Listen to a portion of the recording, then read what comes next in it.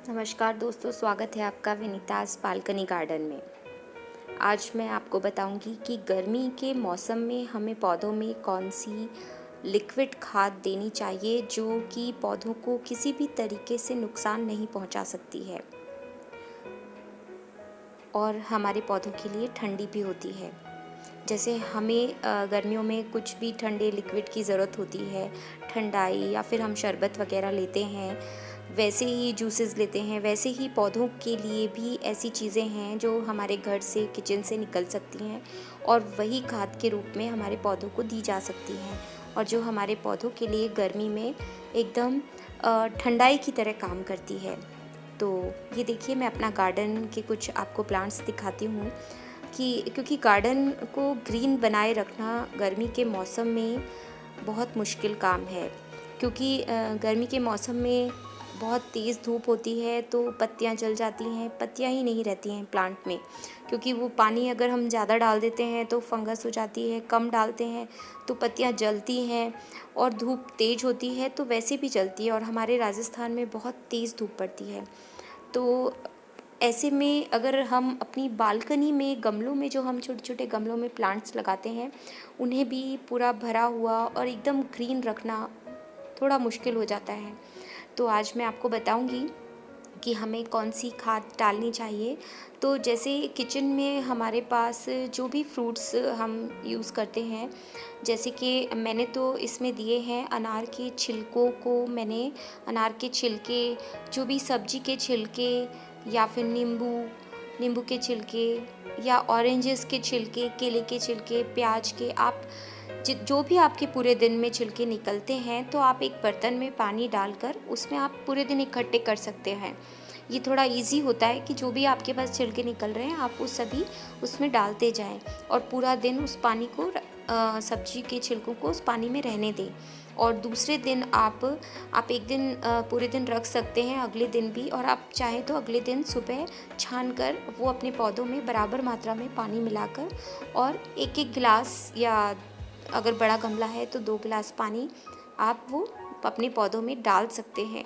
और ये हमारे पौधों के लिए एकदम रिफ़्रेशमेंट वाला काम करता है और पौधों को ठंडक देता है, जिससे हमारे, और उसके बाद आप अच्छे से वाटरिंग कर सकते हैं अपने प्लांट में, लेकिन आपको ये 1 गिलास या 2 गिलास डाल देना है। और अगर इसमें ज़्यादा पानी मिला देते हैं आप तो इसी की वाटरिंग कर सकते हैं अच्छे से अपने प्लांट में। तो आपके पौधों में अच्छे से फूल भी खिलेंगे और ग्रीनरी बरकरार रहेगी। ये देखिए,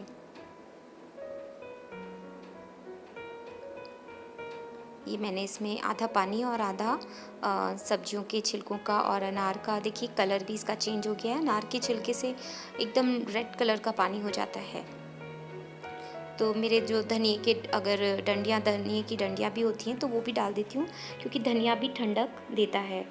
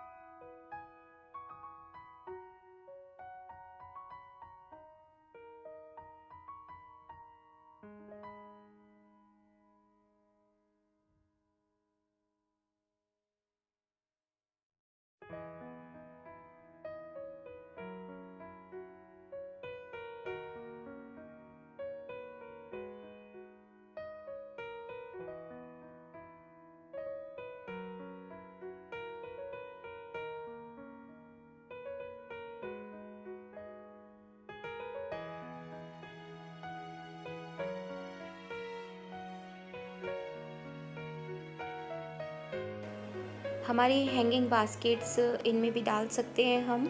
और गर्मी में हैंगिंग बास्केट का हमें ख़ास ध्यान रखना पड़ता है, क्योंकि वो हवा में लटकी हुई होती हैं तो वो बहुत जल्दी इनकी मिट्टी सूख जाती है। तो हमें बहुत ज़्यादा केयर करनी पड़ती है और हमें ध्यान रखना पड़ता है। हमें दोनों टाइम, सुबह शाम दोनों टाइम हमें मिट्टी को टच करके देखना चाहिए कि मिट्टी सूखी तो नहीं है, क्योंकि पूरी तरह से अगर मिट्टी सूख जाती है गर्मी में तो जड़ें भी बहुत जल्दी सूखने लगती है।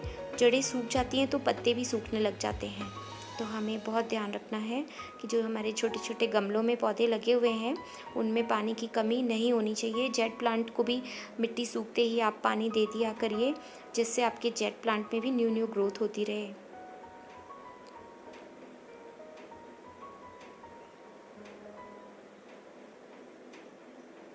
ये चाइनीज़ ऑरेंज का प्लांट है और इसमें देखिए फ्रूट भी बन रहे हैं। मीठा नीम। बेबी सनरोज़ में भी आपको पानी का बहुत ध्यान रखना पड़ता है, क्योंकि पानी अगर आप कम डालते हैं तो भी पत्तियां इसकी गलने लगती है, सूखने लगती है। पानी ज़्यादा डाल देते हैं तो भी पत्तियां गलती हैं। तो आप इस पर शावरिंग नहीं कर सकते। बेबी सनरोज़ पर शावरिंग आप डेली ज़्यादा नहीं कर सकते, हल्की फुल्की आप शावरिंग कर सकते हैं। ज़्यादा शावरिंग करने से इसकी पत्तियाँ गलने लग जाती हैं। और आप इसे तेज़ धूप में रख सकते हैं। तेज़ धूप में इसका कलर थोड़ा सा लाइट हो जाता है, तो बाद में सही हो जाता है। आप चाहें तो थोड़ा इसको आधे दिन की धूप भी दे सकते हैं। फुल धूप में रखने से इसमें फ्लावरिंग अच्छी होती है।